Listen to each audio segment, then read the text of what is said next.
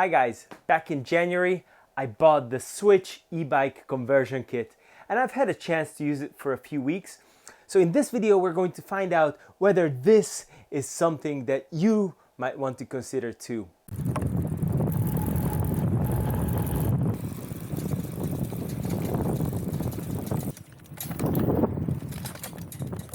So why did I get this kit in the first place?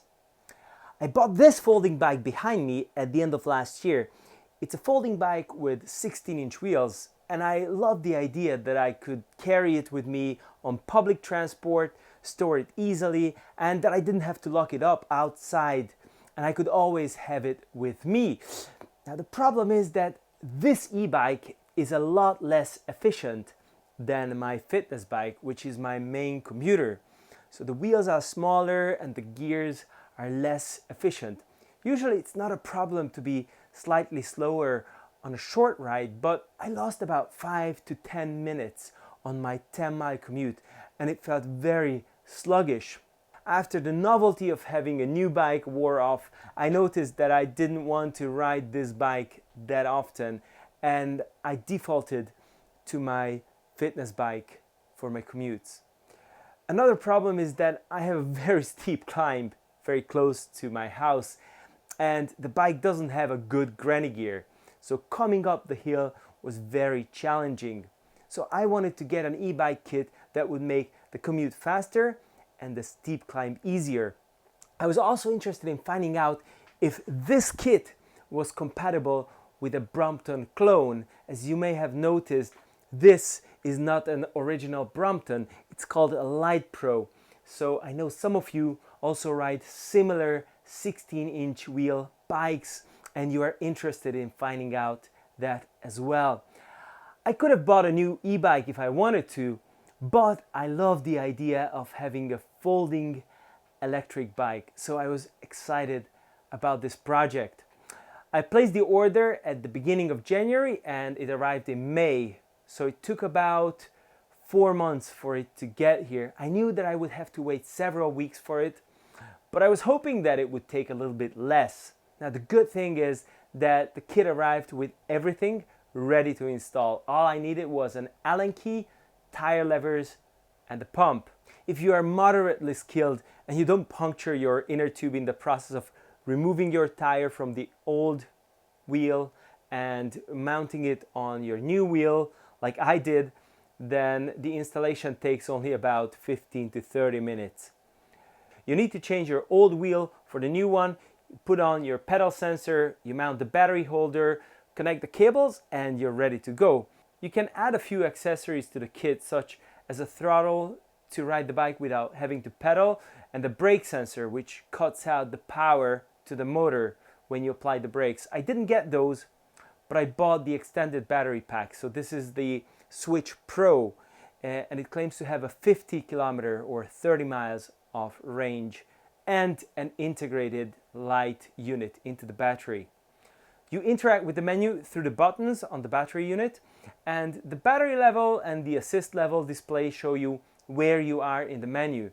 You can set your wheel size, your top speed, your power level, and everything else. It's quite simple as long as you have the manual. The only way to tell where you are in the menu is by reading those bars of the battery level and the power assist level. My version came with a 15 miles per hour, a 25 kilometer per hour speed limit because I am located in Europe, but you can unlock the speed up to 20 miles per hour, which is 32 kilometers per hour with just a few clicks, and it's a lot of fun too. Now I tested it, it doesn't quite get me up to the maximum promised speed, which is 20 miles per hour, but I was able to get about 18, 19 miles per hour out of it. Now this is all well and good, but how does it actually ride? The Swytch kit has a small 250 watt hub motor, so it's not very powerful, but it's a lot of fun to ride, and it makes a huge difference compared to pedaling without any assistance. You can pick up speed much faster with the pedal assist than without it, and you can go against headwind without any problems, and you can climb hills with ease, and most importantly, you don't get as sweaty as you do without pedal assist, which is a nice thing in the summer. I ran a test ride on my fitness bike against the Swytch kit to get up my steepest climb just to see how much difference it makes. What better way to find out how much difference the pedal assist makes than to do baseline test with my normal commuter bike. This is my fitness bike, my Merida Speeder. This is what I use to commute on most of the time. And I'm going to go up this gradient here. This is a 10% gradient. I don't know how long it is, but we're going to do a baseline test to see how long it takes me to get up there, and then we're going to compare it against the time with the Swytch kit. And we're off!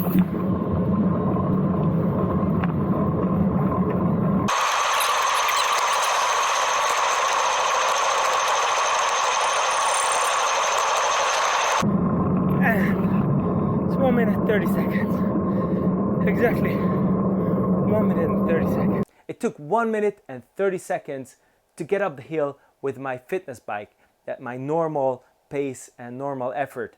I'm going to ride up with the folding bike without any pedal assist just to see how that performs.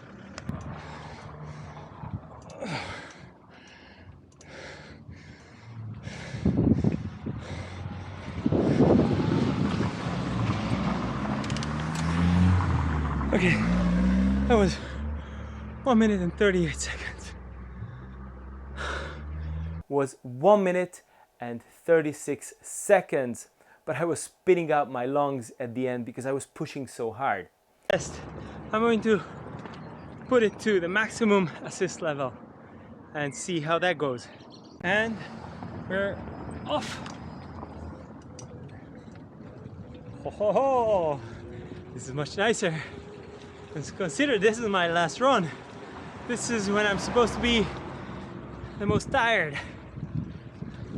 But I can come up without problems. You see, I'm holding the handlebar with one hand, got the camera in the other hand. Probably not very prudent, but hey, everything for science. When I put the Swytch kit to the highest assist level, it took me exactly 1 minute to get up to the top of the hill, and I was able to breathe normally, and I wasn't getting overly sweaty either.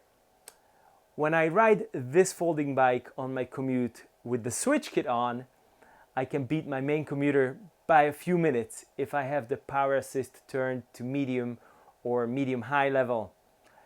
When you start pedaling, the power from the motor kicks in after about half a turn of the crank because the kit has what's called a cadence sensor. Tiny magnets around the ring attached to the pedal crank tell the sensor that you're riding, and then the power is applied to the motor. This is a less advanced technology than torque sensor, which gives you power assist in proportion to the power that you put into pedaling. It's like having bionic legs. I wanted to know how accurate was the promise of 50 kilometers or 30 miles of range, so I rode it to work on the highest pedal assist level. The charge dropped from 5 bars to 4 bars after about 16 kilometers when I got to the office. That's about 10 miles, and I didn't charge the battery in the office, so it quickly dropped from 4 to 3 to 2 bars, all within a mile or so when I rode home in the afternoon. I had to drop the pedal assist level from the maximum to the minimum. I did my round trip of 32 kilometers, which is 20 miles, on a single charge, and I only had 1 bar left. So if you push it on the maximum pedal assist, it's not going to give you the full range. If you put it to the minimum pedal assist and you're not very heavy, then it may give you even slightly more than 50 kilometers or 30 miles. But you know, you always have to take a lot of things into consideration, such as weather and road conditions and terrain and your weight. I also like that the battery unit doesn't attach to my luggage block, but to my handlebar. This way I can have a basket or a bag attached to the bike. Of course, I have to remove the battery unit in order to fold the bike completely, but I can carry it in my hands or I can put it in my bag. Now, should you consider buying this kit? Well, let's see some of the cons, because there are some. This kit is not very powerful. This kit is not very cheap either. I paid 950 euros, over $1,000 for it. You can get a really nice Bafang mid-drive motor for the same amount of money. You need to wait for several months. That's another con. So it really depends what you want to use the Swytch kit for. If you already have a bike that you own, use and love, but you want some gentle pedal assist on the heels and you want to avoid having a sweaty back on your commute, then it is a viable option. Also, if you have a folding bike, and more specifically a Brompton or a Brompton clone, this is one of the easiest ways of turning it into an e-bike and keep its folding capability.